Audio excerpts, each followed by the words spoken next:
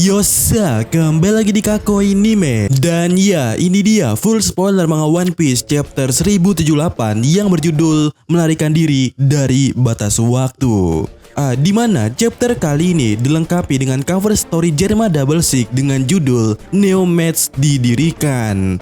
Yang mana di covernya terlihat Jaji dan juga Caesar tampak bergandengan tangan, sementara tentara Jerman lainnya merayakan aliansi keduanya.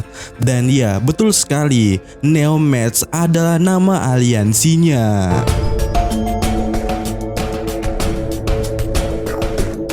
Oke, chapter kali ini dimulai dengan Stacy yang menggunakan Denden Mushi pribadinya untuk berbicara langsung kepada Sentomaru. Di mana Stacy memberitahu bahwa Kizaru akan datang ke Pulau Egghead kepada Sentomaru dan dijelaskan kalau rencananya adalah kedatangan pasukan marinir sebagai cadangan karena pemerintah dunia mengambil tindakan pencegahan yang sangat ekstrim. Yang mana tindakan itu ya disebabkan karena pertama, isi penelitian Vegapunk itu sudah di luar penemuan Ohara. Kedua, Pulau Egghead memiliki kekuatan pertahanan tidak seperti Ohara. Jadi itu sebabnya pemerintah dunia menggerakkan pasukan mereka jauh melampaui Buster Call biasa. Dan kemudiannya kita melihat ya, setelah informasi yang diberikan oleh Stacy, orang-orang mulai mengungsi di seluruh Pulau Egghead. Sementara itu, scene dipotong ke grupnya Franky, di mana Franky kondisi tubuhnya mengalami kelumpuhan sebab sebagian tubuhnya telah menjadi batu. Tetapi dirinya yaitu Franky ya masih bisa berbicara. Nah, di sisi lainnya kita melihat Pythagoras bertanya kepada si Snake sambil menangis siapa yang memberikan perintah kepadanya. Tetapi si Snake tidak membalasnya. Lalu dia menginjak Pythagoras dengan kakinya dan itu menyebabkan ledakan yang sangat besar. Kemudian scene kembali lagi dipotong dan kali ini menuju ke grupnya Robin, di mana Robin menganalisis bahwa saat semua orang telah sibuk atau tengah sibuk melawan Seraphim, mungkin sesuatu telah atau bisa terjadi pada Stella atau Vegapunk yang asli. Dan kemudian Atlas mengatakan satu lab terbengkalai yang telah lama ditutup. Dan di sana atau di saat itu Robin meminta Atlas untuk membimbingnya dan Chopper ke tempat itu. Kemudian kembali dipotong, scene kali ini menuju ke grupnya Nami. Terlihat di sana Nami menggendong Edison sementara Brook ya dalam bentuk hantunya berkata dia akan mencari Vegapunk. Sementara itu terlihat di sini Sanji melawan Shisak telah berlanjut, di mana Sanji berdiri di depan Shisak dan membiarkan Shisak untuk memukulnya. Dan serangan yang dilancarkan oleh Shisak itu ya sama sekali tidak ada damage-nya kepada Sanji.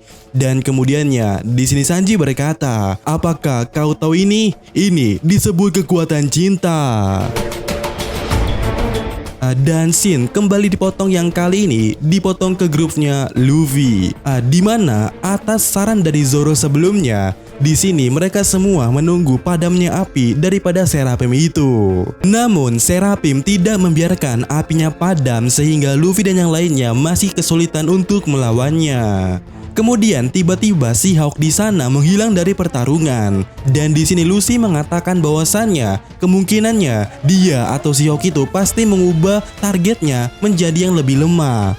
Karena menyerang anggota kelompok yang lebih lemah itu dapat mengganggu atau memengaruhi konsentrasi daripada anggota yang lebih kuat seperti Luffy ini. Dan kemudian kita melihat Zoro dan Kaku mengikuti si Hawk sementara Luffy dan Lucy tetap melawan si Bear yang masih di tempat. Dan setelah semua scene yang dipotong-potong itu yang terjadi di Pulau Egghead sejauh ini, kita melihat di panel berikutnya narator mulai berbicara. Dan juga kita bisa melihat di panel yang sama Bone duduk dan menangis di depan ingatan Kuma. Di mana narator berkata, ini semua adalah peristiwa yang terjadi sehari sebelum insiden Egghead yang terkenal itu. Namun penyebab insiden ini dimulai 3 bulan yang lalu. Dan ya, kita mendapatkan flashback 3 bulan yang lalu, di mana kita melihat kalau Marijos telah menerima pesan dari Pulau Egghead, di mana diketahui seseorang misterius telah menginformasikan bahwa Vegapunk sedang meneliti Void Century kepada World Government, di mana pesan itu ditanggapi oleh pemerintah dunia dengan mengirimkan beberapa agen Cyberpol untuk pergi ke Pulau Egghead untuk menelitinya atau mencari tahunya. Tetapi agen Cyberpol tidak menemukan bukti apapun, dan seperti yang kita ketahui, semuanya menghilang dalam perjalanan pulang. Nah, beberapa saat kemudiannya orang misterius itu memanggil Marijos lagi. Dan kali ini orang misterius tersebut memintanya untuk berbicara langsung kepada Gorose.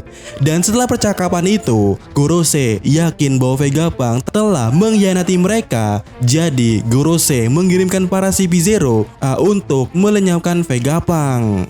Tetapi sebagai tindakan pencegahan kalau Vegapunk melawan, salah satu anggota Gorose memutuskan untuk pergi ke sana bersama para pasukan Kizaru serta marinir lainnya dari semua pangkalan marinir, di mana kekuatan yang menuju Pulau Egghead itu sekarang sudah dalam skala yang sama dengan suatu perang.